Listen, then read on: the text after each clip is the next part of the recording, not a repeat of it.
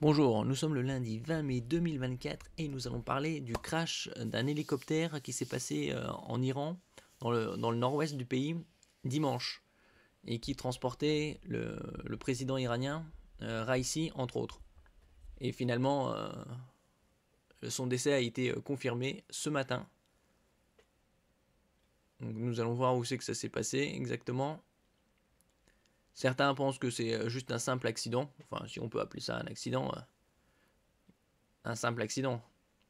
Il y a plusieurs hypothèses, défauts techniques, manœuvres de pilotage, entre autres.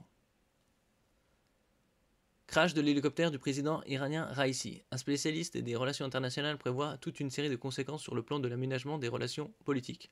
Bon, quand on parle de l'Iran, on ne parle pas forcément du président.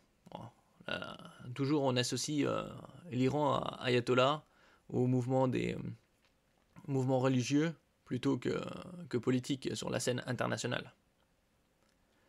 Dimanche 19 mai, un hélicoptère transportant le président iranien Ebrahim Raisi s'est crashé en Iran. Alors que l'engin n'a pas encore été retrouvé, Bertrand Bati, spécialiste des relations internationales, a donné son avis au 19-20. Bon, déjà, si c'était Ayatollah Khamenei,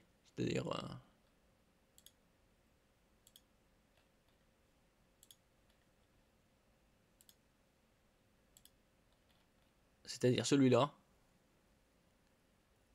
là, ça aurait été autre chose. Là, on pourrait parler de changement de régime. Mais le président, c'est un peu iranien, c'est un peu comme les rois aux Pays-Bas ou en Suède ou au Royaume-Uni ou en Espagne. Ils sont là juste pour faire figuration par rapport à leur premier ministre. De mon point de vue, c'est pareil pour le président iranien. Il a un poids mineur face au leader religieux Ayatollah. Alors qu'il revenait de l'Azerbaïdjan, c'est-à-dire pays frontalier de la zone, l'hélicoptère transportant le président iranien Ebrahim Raisi se serait crashé. L'appareil n'a pas encore été retrouvé et une réunion d'urgence a été ouverte. À Téhéran, autour de l'Ayatollah Khamenei, on a peu d'informations fermes et définitives, rappelle Bertrand Badi, spécialiste des relations internationales et professeur à Sciences Po. Néanmoins, cet accident indique des événements forts et importants qui vont avoir des répercussions tant sur le plan intérieur que régional, observe-t-il.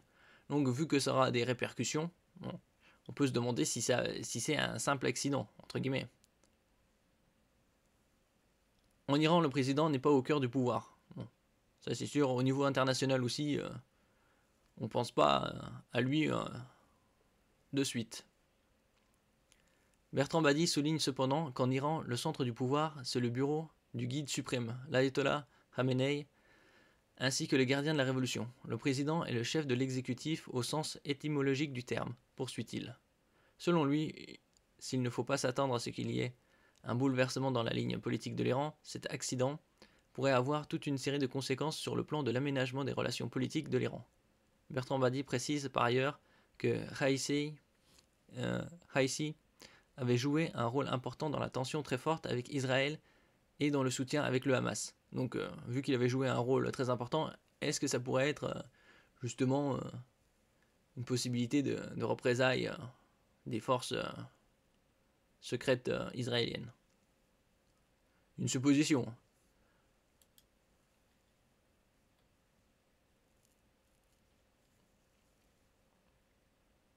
Un accident d'hélicoptère survenu dimanche en Iran a coûté la vie au président du pays, Ebrahim Raisi. Son ministre des Affaires étrangères est également décédé. Au total, 9 personnes sont décédées. Voilà, il n'y avait pas que le président, aussi les ministres des Affaires étrangères. L'hélicoptère avait disparu dimanche au début d'après-midi alors qu'il survolait une région escarpée et boisée dans des conditions météorologiques difficiles avec de la pluie et un épais brouillard. Là, ça me fait penser, il y a pas loin d'une quinzaine d'années, c'était même aux alentours de 2010, aussi un accident d'avion, c'était dans l'ouest de la Russie.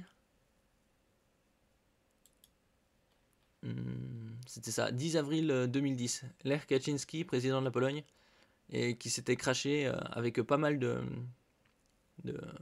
représentants du gouvernement, 96 morts, et aussi il parlait d'un épais brouillard. Lors de la découverte de l'épave, les secours avaient rapidement indiqué qu'il n'y avait aucun signe montrant que les passagers de l'hélicoptère étaient en vie selon la télévision d'État.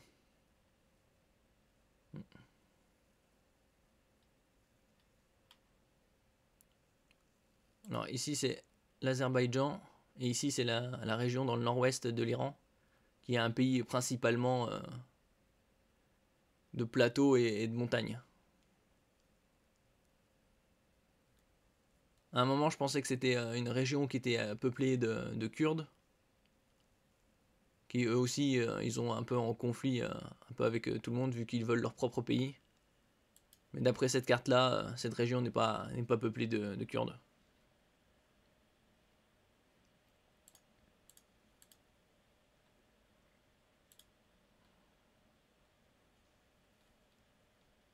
Alors l'information est tombée ce matin, vers 8h environ, 8-9h. Alors il y a eu des hommages de différents politiciens à travers le monde. Les Russes ont perdu un ami. Ils ont été parmi les premiers à réagir. Ce lundi, les membres de l'entourage de Vladimir Poutine ont rendu hommage au président iranien. Le ministre russe des Affaires étrangères, Sergei Lavrov, a salué lundi la mémoire du président iranien et de son ministre des Affaires étrangères. Le président Raisi et le ministre des Affaires étrangères, Amir Abdollahian, étaient des amis véritables et fiables, a-t-il indiqué dans un communiqué saluant de vrais patriotes qui ont fermement défendu les intérêts de leur pays. Là, on a Charles Michel, qui est du Parlement européen. Il était à un moment maire de la ville de Bruxelles. L'Europe rend hommage au président. Dans la pluie de messages qui arrivent ce lundi, on peut aussi noter celui du président du Conseil européen, Charles Michel, a présenté lundi les sincères condoléances de l'UE après la mort du président iranien et de son ministre des Affaires étrangères. Nos pensées vont à leur famille, a indiqué Charles Michel sur le réseau social X.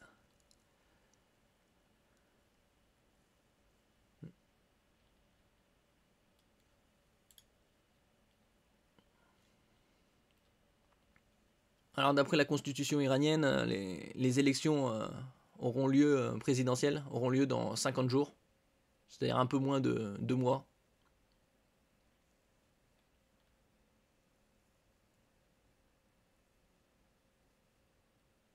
L'annonce de sa disparition ouvre une période politique incertaine dans le pays, acteur majeur au Moyen-Orient, région secouée par la guerre dans la bande de Gaza entre Israël et le Hamas, remplaçant nouvelle élection.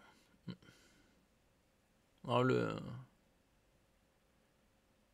nom du premier du vice-président, Mohammad Morber, en remplaçant. Le président iranien Ibrahim Raisi va être remplacé par le premier vice-président. Bon, après c'est constitutionnel. En attendant les élections dans 50 jours. Le temps de les mettre en place.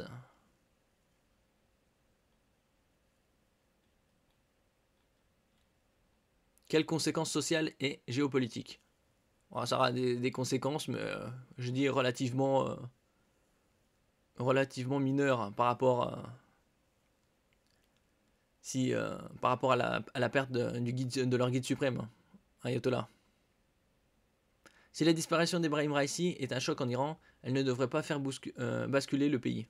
Ça c'est évident, c'est juste un personnage politique. Ça n'a pas le même poids qu'un personnage religieux. Comme le rappelle Bernard Ourcade pour Libération, le patron c'est le guide suprême, Ali Khamenei, et l'Iran est trop bien contrôlé par celui-ci. Bon, d'un autre côté, il est quand même bien vieux. Il doit avoir pas loin de 80, je pense. Cependant, cet événement pourrait réveiller des tensions dans un pays frappé par une crise économique et sociale. Côté gouvernement, on assure que le décès du président n'aura pas de conséquences. Nous assurons à la nation loyale que, avec l'aide de Dieu et le soutien du peuple, il n'y aura pas la moindre perturbation dans l'administration du pays, a-t-il été dit lundi matin dans un communiqué. Oui, c'est toujours pour rassurer. Au niveau géopolitique, ce décès ouvre tout de même une période d'incertitude politique en Iran, un acteur majeur au Moyen-Orient, région secouée par la guerre dans la bande de Gaza entre Israël et le Hamas. Dimanche encore, au cours d'une conférence de presse, Ebrahim Raisi apportait de nouveau son soutien au Hamas face à Israël. Donc oui, comme il a disparu, on peut se demander si c'est un accident ou un attentat.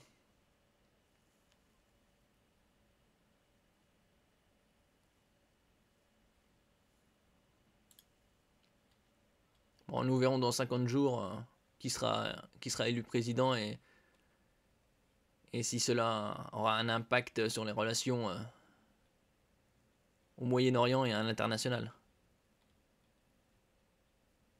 Bon, ça c'est le vice-président.